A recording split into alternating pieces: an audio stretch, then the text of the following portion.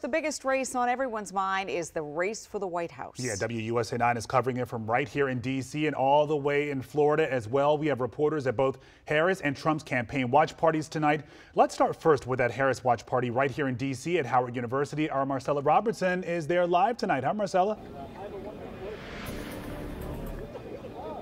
Yeah, good morning to you both. You know, really a history-making event. The first time a presidential candidate has held an election night event, watch party at a college or university. Of course, we're talking about Howard University and HBCU right here in Washington, D.C., and the alma mater of Vice President Kamala Harris. She graduated here in 1986 and has now decided to make this the backdrop of her final stop as she wraps up her presidential campaign.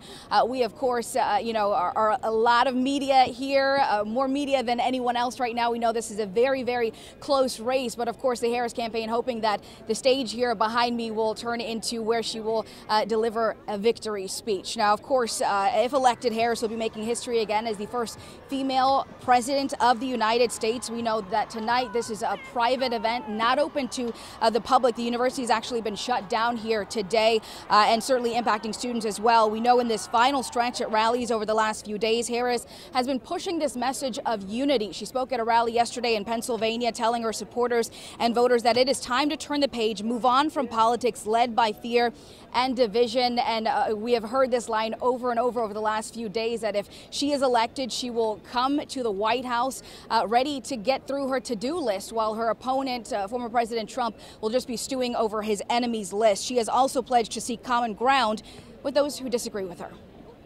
And we have an opportunity in this election to finally turn the page on a decade of politics that has been driven by fear and division. We are done with that. We're done. We're exhausted with it. America is ready for a fresh start, ready for a new way forward where we see our fellow American not as an enemy, but as a neighbor. And we are ready for a president who knows that the true measure of a leader is not based on who you beat down, but based on who you lift up. And, driving them to the polls over many issues.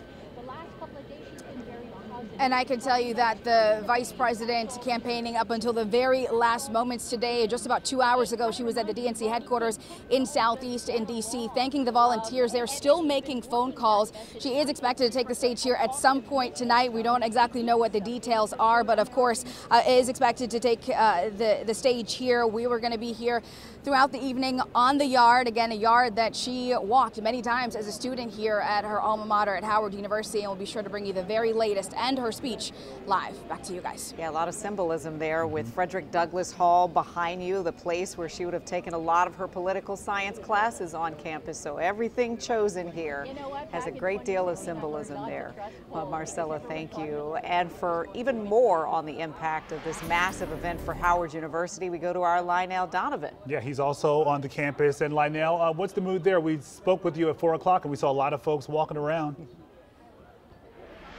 That's right, and it looks like a lot of them have gathered here in front of Burr Gymnasium for a watch party that's happening in about 30 minutes. We've got dozens of students who have lined up in front of the gym all around the corner, actually, as they're waiting to hear about the election results today. And now we have two of those students that we wanted to talk to us, Jordan and Shanda. And so first thing I want to ask you, how does it feel to have Howard University host what could potentially be the next president? I mean, simply put, it's a wonderful day to be a Bison. Howard students already have so much pride in their school, and I was even telling my parents, prepare to be sick with me if this ends up working out. It's such a surreal experience to just know that we're walking the same paths and the same halls that Vice President Kamala Harris has walked, and I'm very excited to see what she's going to do in the future, so I'm very stoked. All right, and how do you feel? For me, it's inspiring. I genuinely feel like I can conquer the whole world if I wanted to. As somebody who is an aspiring attorney, to see VP Harris, who is not only an alum of my HBCU, but also somebody that I share heritage with, it just fills my heart with so much pride and joy to be able to see her in this position and to be able to support her in voting in my first presidential election. All right. Well, glad so much. Thank you so much for sharing your thoughts, and hopefully it's a good night tonight. Thanks so much. As you can see, a lot of enthusiasm here at Howard University for the Vice President Harris, and now they're waiting to see if that enthusiasm will pay off. Back to you guys. It's just adds to the long list of history-making moments on that campus for sure. There are a lot of campaign watch parties tonight in D.C. That's the place to be for sure. That's for sure. I'm looking at one of the young people that Lionel spoke to, and her shirt said from the White House, or from Howard to the White House, and she wants to get her back there. So we'll see how this all kind of ends up again.